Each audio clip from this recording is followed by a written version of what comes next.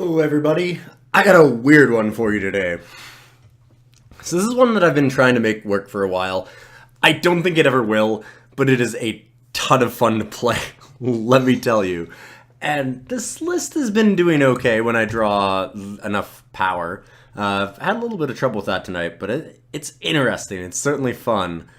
Basically, we are a Crown Roach list without the Roach.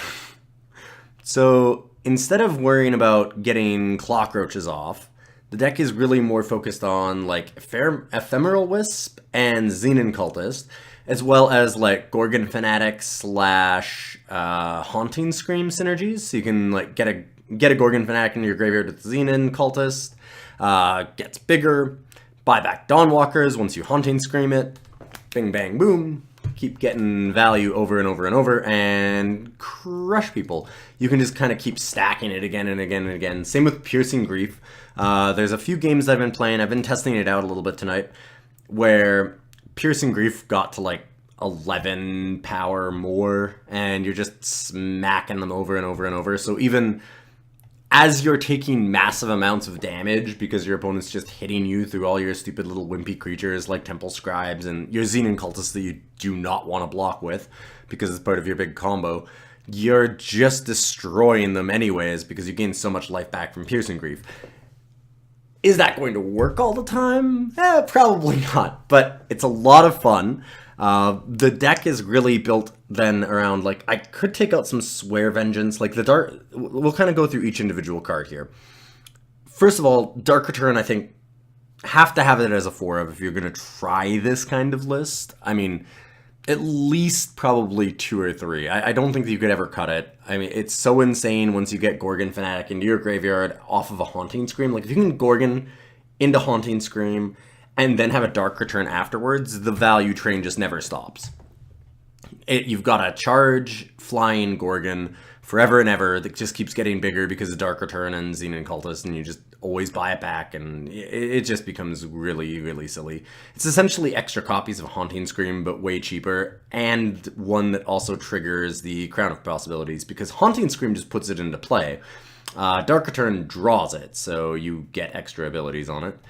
Then you have Swear Vengeance, which could certainly be cut. It does give kind of a little bit of extra Dark Return slash Haunting Scream synergies to things like Gorgons or Dawnwalkers, or, you know, rebuy Piercing Griefs again after you've used a Revenge once. I'm not entirely convinced by it, which is why it's kind of gone down to 2. Annihilate, I added in recently. This deck could use a little bit more removal. It might want Feeding Times instead of Annihilate because of the silence, essentially, because it'll turn the creature into a pig first. So you can get rid of things like Cerso or Macto or whatever like that Annihilate just doesn't deal with. A, because it's not a single faction, and B, because, you know, doesn't silence the card, which can be a big problem. Next up, you have Devour, which I had been running 2 of. I've upped it to 4 because the deck just needs to draw a lot of cards to get the combo going. And if you can get the combo going, if you can get enough value and stall out long enough, this deck's really hard to beat. Once it gets a crown or 2, then it just goes insane. And Devour lets you keep just drawing down to that. It's really cool with Ephemeral Wisp because, of course, you just play Wisp, Devour it, play land, boom, got it back. And that brings us, of course, to Wisp itself. Wisp is a great little combo piece with the Xenon Cultist. It keeps getting bigger and bigger every time that you're jump blocking with it. Eventually it gets big enough that it starts buying back your Dawnwalkers. It works really well with Devour. It gets extra abilities if you're Dark Returning it and such off the crown. It's just a fine card.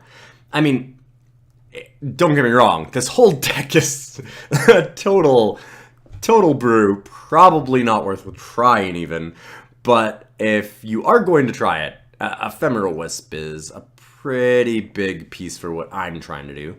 Haunting Scream we've talked about a lot, super useful with Gorgon Fanatic, definitely useful with Piercing Grief. I have certainly Piercing Griefed somebody for 11-14 damage more, just out of the graveyard, so it's certainly useful to just boom, smash somebody in the face and suddenly win out of nowhere.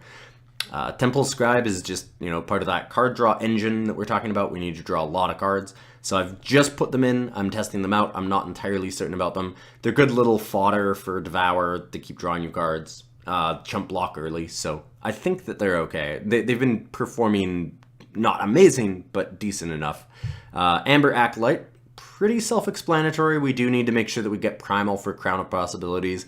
Our mana's fairly easy, but it's nice to have a couple Amber Acolytes just in case. And it's good to have the creatures because you never know what you might buy back with a Haunting Scream, especially when you have things like Crown of Possibilities or Dark Returns. And, sometimes buying it back is really, really useful. It can get very large Xenon cultists if it's dying, so every once in a while, just extra creatures is a really good idea when you have a Crown.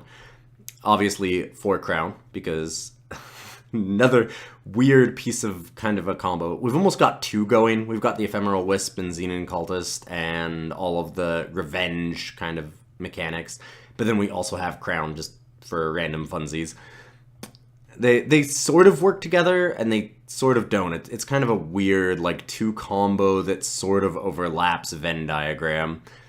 After that, we have Dawnwalker, which is a fantastic little creature to keep buying back. If you can get a Xenon Cultist down, then a lot of things will buy Dawnwalker back. Otherwise, it's a little bit tough. I'm not sure exactly what to do with it. At one point, I had Copper Conduits in the deck instead of things like Sandstorm Titan. Replacing a couple of Temple Scribes, things like that, so I had extra ways to buy Dawnwalker back. The problem that I had with that is that there were a lot of times where I had a million cards, and I'm just constantly going through. I plan out a turn, I'm gonna I hit with Gorgon Fanatic to draw a bunch, and I'm like, okay, well, I just drop a Lifesteal creature, except that I happened to hit a Copper Conduit when I did the Gorgon Fanatic, and it got Destiny off of Crown of Possibilities. This doesn't sound like a thing that would happen very much, because this is convoluted, but I end up, basically, long story short, I end up playing a Copper Conduit that I don't need and don't want to play, and it uses all of my power for the turn, and I end up losing the game that turn because of it. And that has happened twice tonight while I was testing this, and a lot more before that, and I haven't played a lot of games, so I'm kind of tired of it happening. Maybe it's just bad luck, but I'm kind of done with Copper Conduit. It's just been very awkward. We've talked about Gorgon Fanatic and Xenon Cultist a lot, so pretty obvious. Sandstorm Titan is just here now as a buyback Dawnwalker kind of card.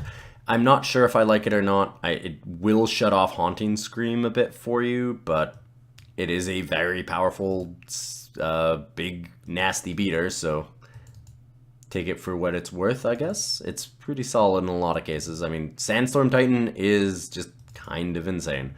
But that is the deck, and I will run it through some paces, and let's have some fun, because this is a fun deck. This is a deck that's all about the challenge of actually making it work, and seeing if we can do something a little bit unique and have it do some good for us. Alright, see you in a moment.